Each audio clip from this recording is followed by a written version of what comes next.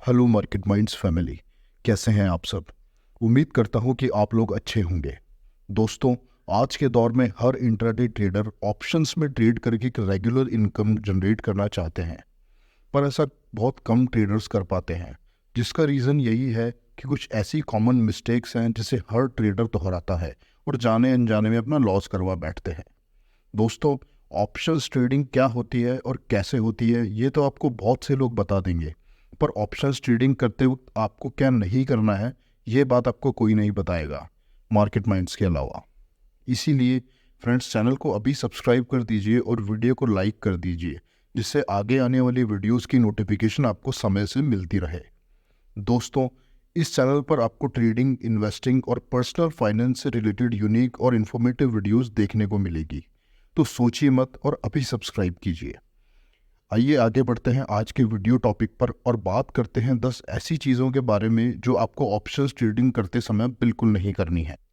List में पहले number पर है expecting to get rich quick.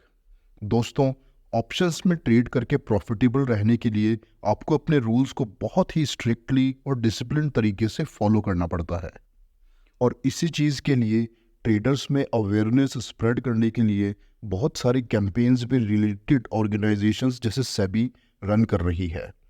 इसी का एक रीसेंट एग्जांपल है कि जब भी आप अपना डीमेट अकाउंट लॉगिन करते हैं तो आपको एक डिस्क्लेमर मैसेज आपके ब्रोकर के थ्रू देखने को मिलेगा, जिसपे आपको loss making and profitable traders का एक डेटा देखने को मिलेगा, जिसमें क्लियरली ये बताया गया है कि 90% ट्रेडर्स एवरेज 50,000 से ज़्यादा का लॉस बुक कर रहे हैं। अब इसका सबसे बड़ा कारण है ग्रीड या लालच। आपकी हर लॉजिकल ट्रेड से क्या एक्सपेक्टेशंस है ये क्लियर होना बहुत ज़रूरी है। आप जो भी रिटर्न ट्रेड से एक्सपेक्ट कर रहे हैं वो अचीव कर लेने के बाद आपको चुपचाप अपना प्रॉफिट बुक करके बिना लालच किए मार्केट से बाहर आ जाना है। याद रखिए, आपकी कैपिटल का एक्सपोजर मार्केट में जितना कम समय के लिए होगा, आपके प्रॉफिटेबल होने के चांसेस उतने ही बढ़ जाएंगे। लिस्ट में नंबर 2 पर है putting everything in one basket. दोस्तों, अगर आपने हमारी बाकी वीडियोस देखी हैं तो आपको ये ज़रूर पता होगा कि जब भी हम लॉन्ग टर्म इन्वेस्टिंग की बात करते हैं तो मार्केट माइंड्स आपको यही सजेस्ट करता है कि अपने पोर्टफोलियो को डाइवर्सिफाई करें, जिससे आप होने वाले लॉसेस को कंट्रोल कर सकते हैं। कुछ ऐसा ही सजेशंस हम इंट्राडे और ऑप्शंस ट्रेडिंग के केस में भी देने वाले हैं। फ्रेंड्स, आपको हमेशा इस मिस्टेक को अवॉइड करना है कि आप अपना सारा कैपिटल एक कॉन्ट्रैक्ट में लगा दें और फिर अपने प्रॉफिटेबल होने का वेट करते रहें।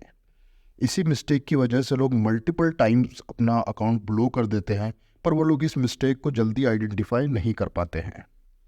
फ्रेंड्स, ये तो हुई मिस्टेक्स की बात। अब आपको ये बताते हैं कि इस प्रॉब्लम का सल्यूशन क्या है। चलिए कुछ एग्जाम्पल्स के थ्रू समझने की कोशिश करते हैं।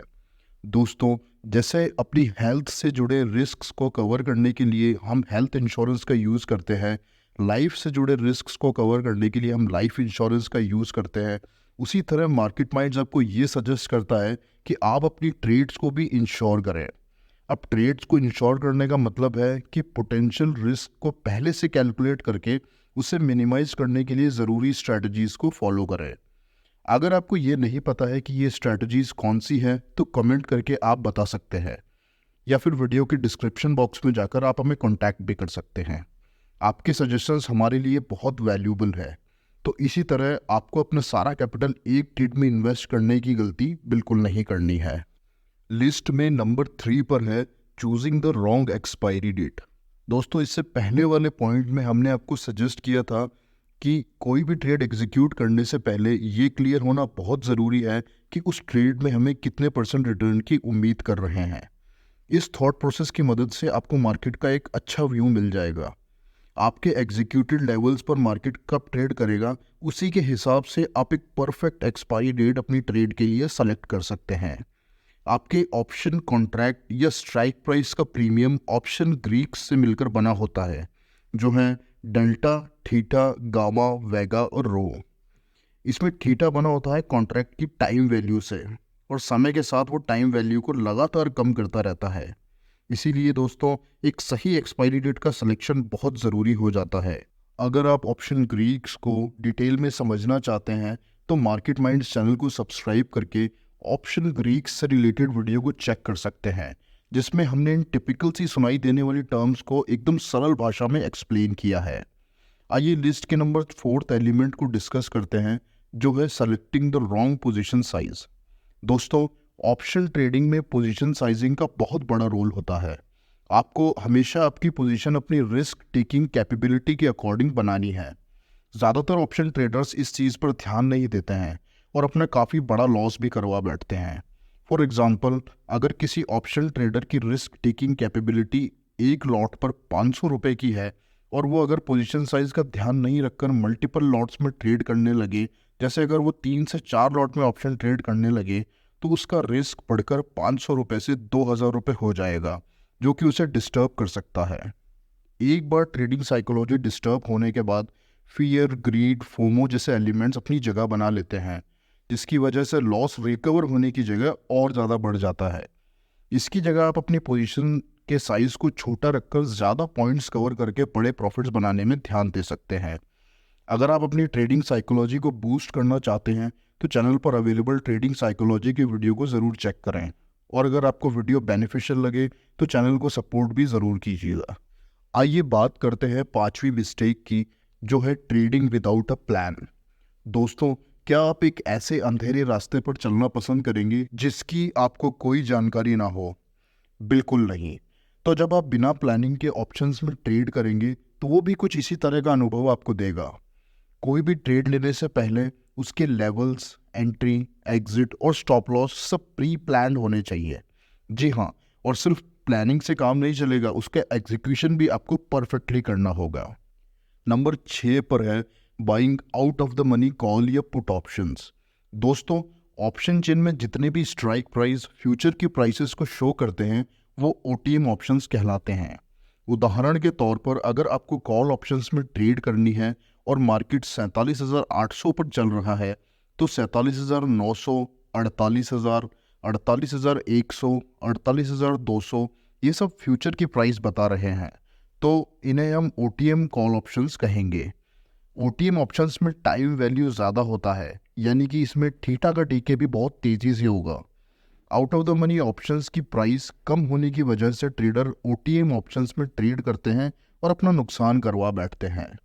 ऑप्शन ट्रेडिंग में ग्रीक्स बहुत इंपॉर्टेंट है दोस्तों, इसीलिए हम ये सजेस्ट करते हैं कि चैनल पर अवेलेबल ऑप्शन ग्रीक्स का वीडियो आप ज़रूर देख लें और उन्हें अच्छे से समझ लें। इसीलिए दोस्तों, ओटीएम ऑप्शंस में ट्रेड करने से आपको बचना चाहिए। ओटीएम ऑप्शंस के कम प्राइस को देखकर लालच में बिल्कुल ना आए, क्योंकि सस्ती चीज़ें हमेशा अच्छी हो ऐसा ज़रूरी नहीं है। नंबर 7 पर है बाइंग नेकेड ऑप्शंस। दोस्तों, नेकेड ऑप्शंस का मतलब है कि जब आप किसी अपकमिंग इवेंट जैसे budget, RBI monetary policy etcetera को देखते हुए डायरेक्टली कोई कॉल या पुट बाय या सेल कर देते हैं, तो वो नेकेड ऑप्शंस कहलाते हैं। यहाँ नेकेड वर्ड का यूज़ इसलिए किया जाता है क्योंकि बाय किए गए ऑप्शन से होने वाले पोटेंशियल रिस्क को बैक करने के लिए यहाँ पे कुछ भी नहीं होता है।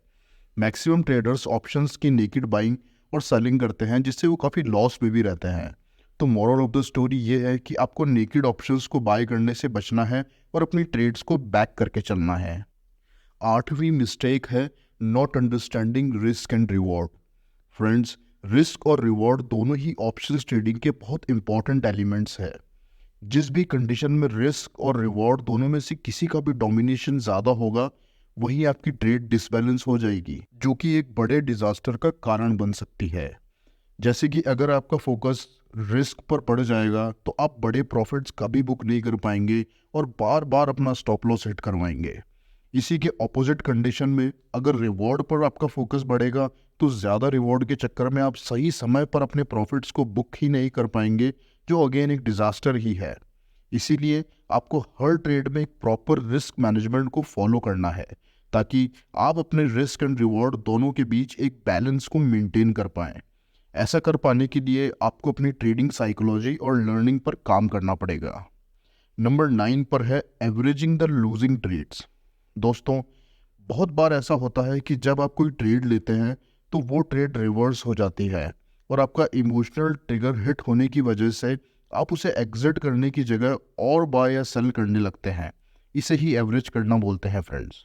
इस केस में ट्रेडर्स की पोजीशंस अनएक्सपेक्टेड रूप से इंक्रीज हो जाती है और साथ ही उससे रिलेटेड लॉसेस भी।